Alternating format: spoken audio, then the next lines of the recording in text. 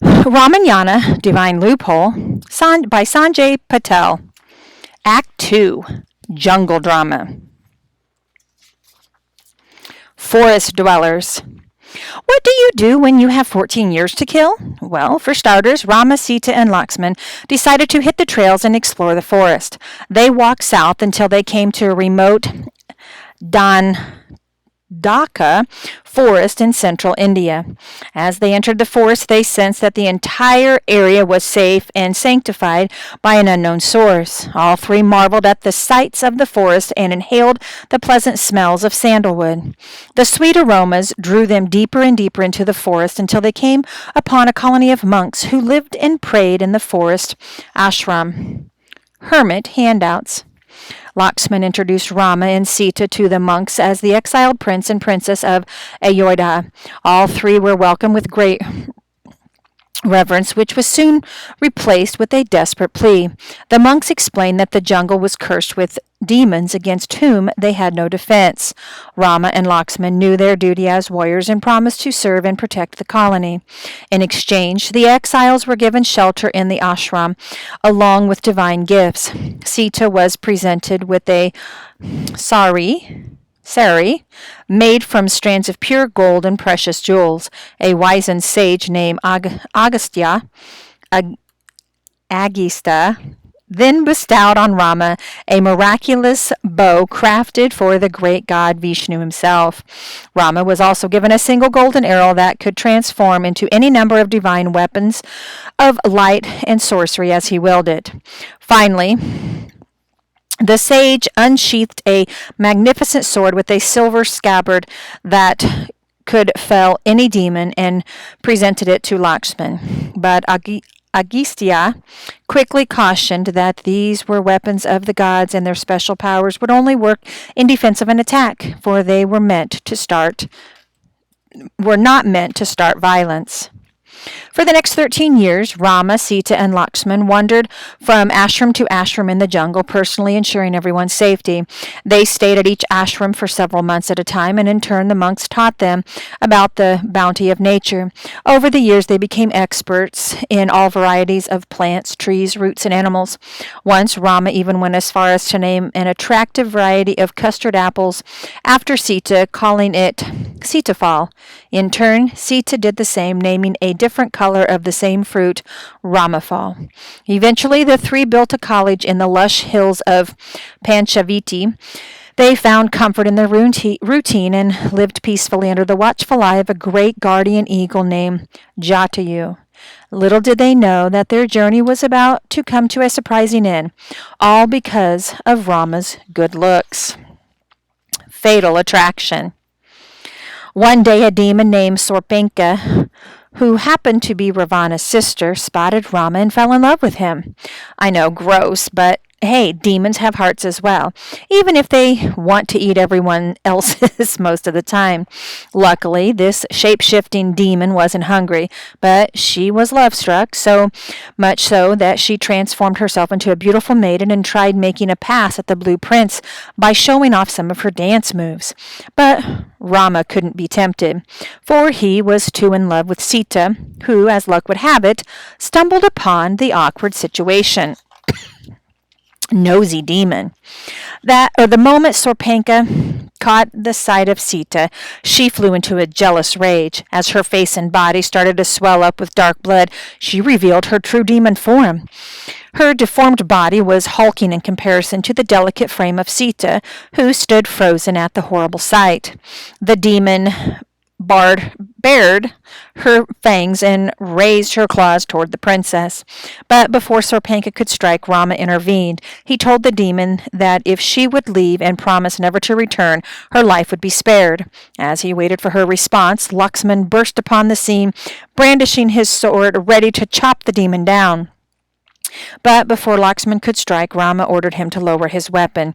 Sorpenka cursed the three of them and swore that she would destroy Sita when their guard was down.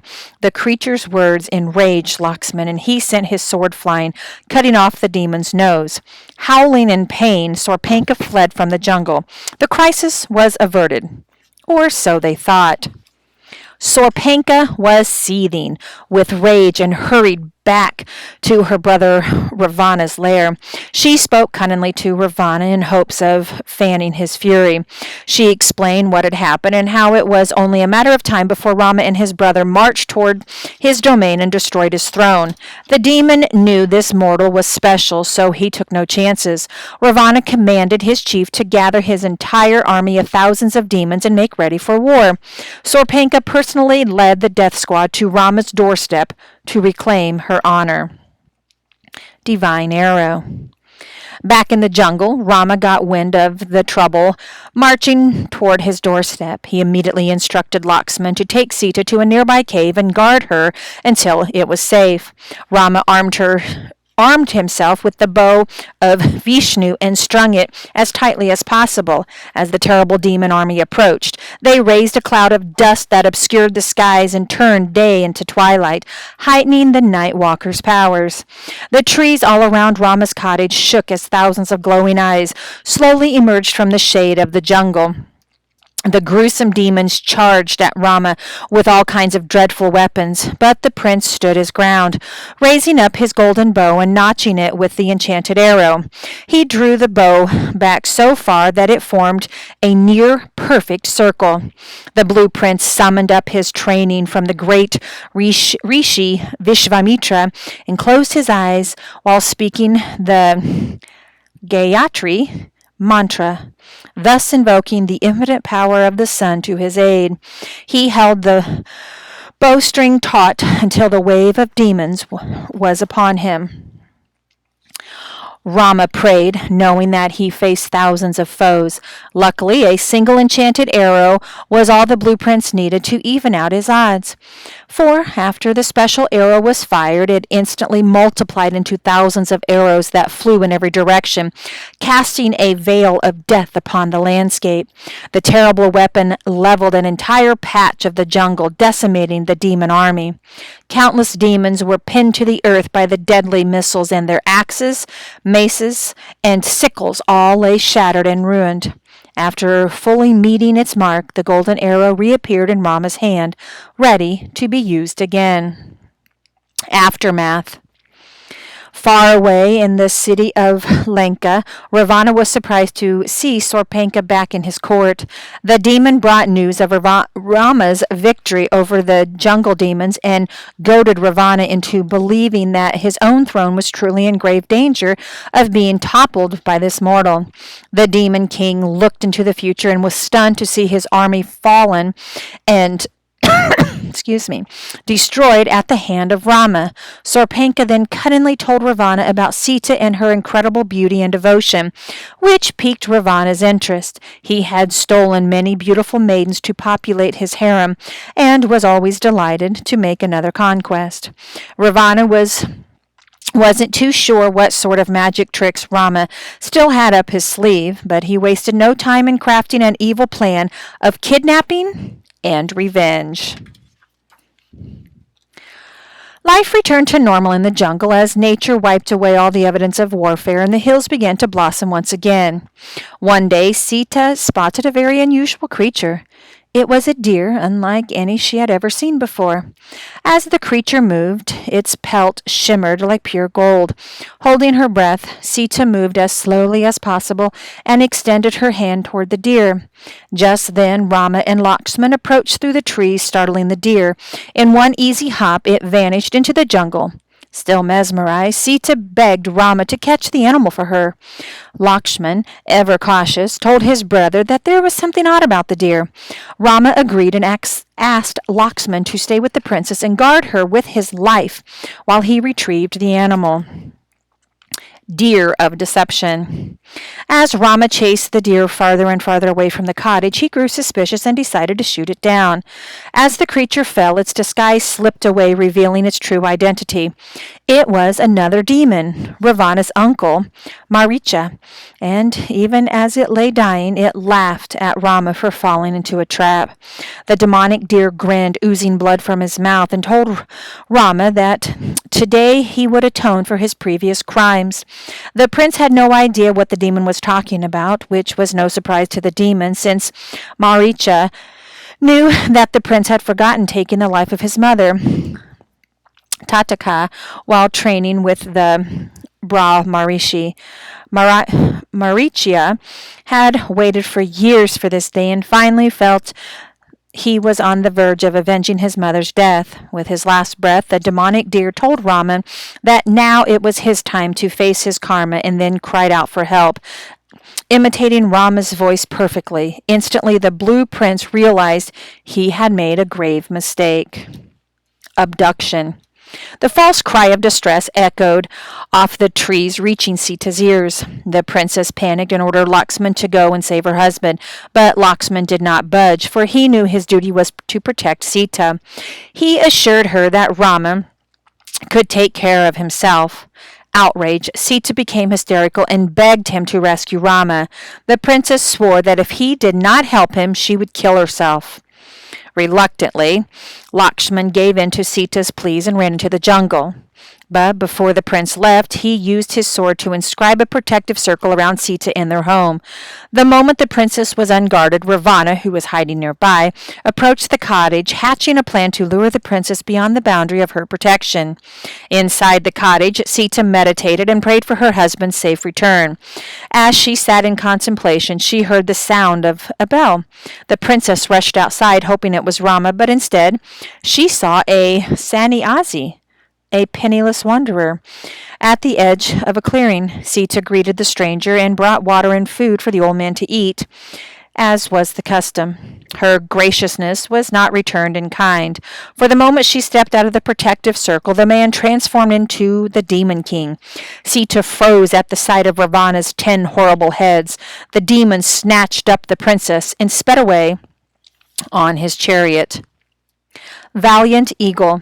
As tears streamed down Sita's face, she called out loudly as she could for Rama and Lakshman, but it was no use, for now they were flying high above the trees. Fortunately, the demon's chariot flew right over Jatayu's nest. The majestic eagle flapped its wings, took to the air, and in moments was in pursuit of the speeding demon. Swooping in front of Ravana's path, Jatayu demanded that he abide by the code of kings and release Sita at once, but Ravana had no intention of honoring this code. The demon took up his bow and began firing arrows at the eagle, but Jatayu flapped his mighty wings, causing a mini tempest that deflected the arrows. The eagle clawed at the chariot with his mighty talons and snatched Ravana's bow, shattering it easily. But Ravana would not be bested by the mighty beast. With a powerful swing of his sword, the cruel demon cut straight through the eagle's wing, adding yet another crime to his notorious list. The mighty eagle fell from the sky as Ravana's chariot streaked across the horizon and disappeared. Search for Sita. By the time Rama and Lakshman figured out what had happened, Sita was long gone and the guardian eagle was dead. Rama felt defeated, but Lakshman urged him not to give up hope. Together, they began looking for the princess.